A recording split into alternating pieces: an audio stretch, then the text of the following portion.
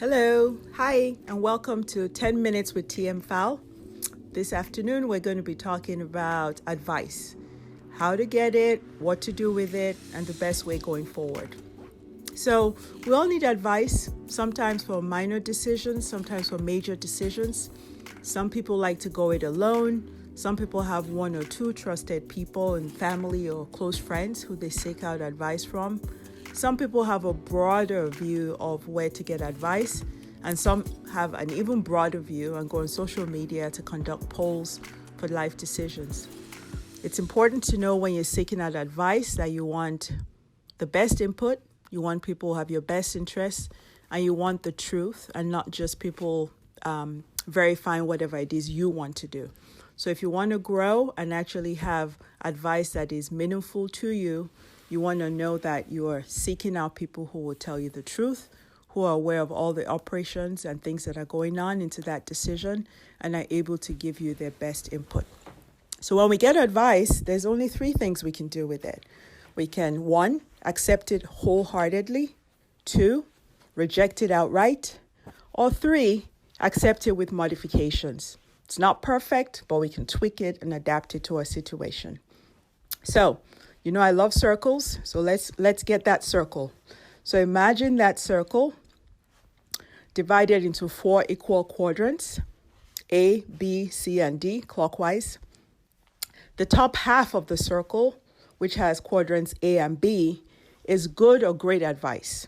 The bottom half is poor quality advice. Now going left to right vertically, you have on one side solicited advice, and on the other half, unsolicited advice. So each of those quadrants, the top 2 and the bottom 2, are going to have advice, good on the top, poor at the bottom, and left to right, solicited or unsolicited. So every quadrant is a mix of advice and source. So let's start with quadrant A, the top left. That is great advice, that's solicited. This is a great place to be. It means that you know what is great advice and you know who to seek out for that. You have a crew, you have sources, you have content experts. It could be written, it could be print, it could be people. But either way, you've figured out how to go to, where to go to, and who to go to. And this is great. This is where you want to be operating for decisions that are important, because you've sought out and you realize that this group of people or person is where you can go to for good advice. It's solicited, and that's a credit to you because you already know where to go to. You have your content experts, and sometimes it's one person that's able to offer you a lot of advice, and sometimes you have different people who fill different needs. So you want to be operating a lot in A, great advice, solicited. B, which is the next quadrant, still in the top half, because that's top half is great advice, is unsolicited advice. And sometimes our default is to reject advice just because it's unsolicited. We have our shackles up and we outright reject it without editing it for content. Sometimes you have great advice coming from an unsolicited source. They've actually maybe been watching you and feel like they have to say something. Sometimes they've been called to do that. Sometimes they've been told by somebody else to do that. And sometimes just something in them wants to tell you something. So instead of outright rejecting it because it's unsolicited, if it's good or great quality advice that is telling you truths that you need to hear, regardless of the fact that it's not solicited, take that advice. And what you can do is try to see if this person is somebody who is a one-off and just had great advice for that one issue, or could they move over to your quadrant A, where they become part of your crew, part of your trusted group that you go to for advice. So quadrant B is great advice, it's unsolicited, and sometimes those people end up moving to your A for the longer term. So top half done, it's great advice, solicited or unsolicited, that's what you do with it. Now moving to the lower half of my circle, that's poor quality advice.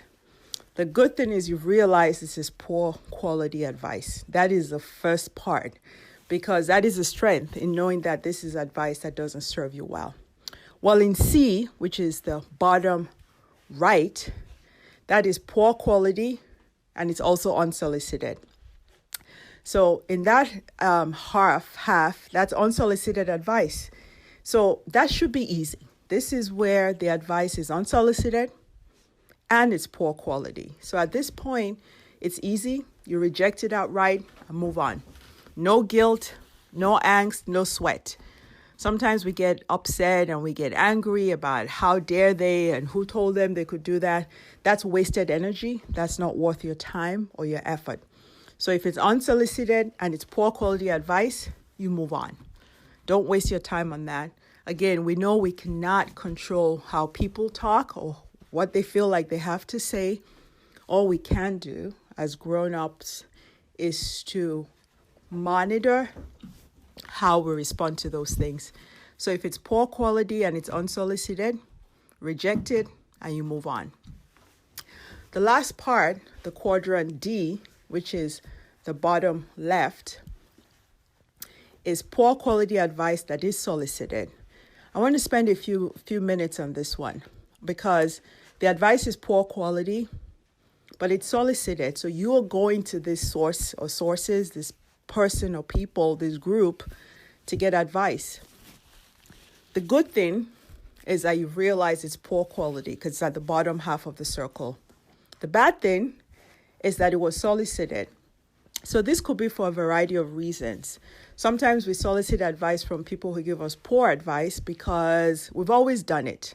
We've always gone to them because they're family or because they're older or because they seem to be content experts or they tell us they're content experts or we don't want to offend them or they always seem like they have advice for everyone. Sometimes we outgrow these relationships. And when you realize that this is poor quality, you need to stop going to this person. Now, it doesn't mean that they're not good people. They're just not the right people for the advice that you need. So again, you've identified this as poor quality. You realize you're soliciting that advice.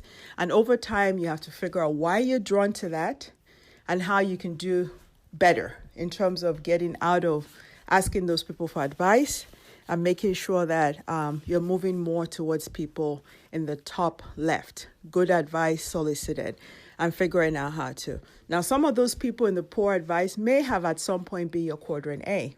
Maybe 10 years ago, maybe 20 years ago when you were in college, it was great. But as you've grown and as matured and your life situation and the things that you want and need have changed, they may be poor quality.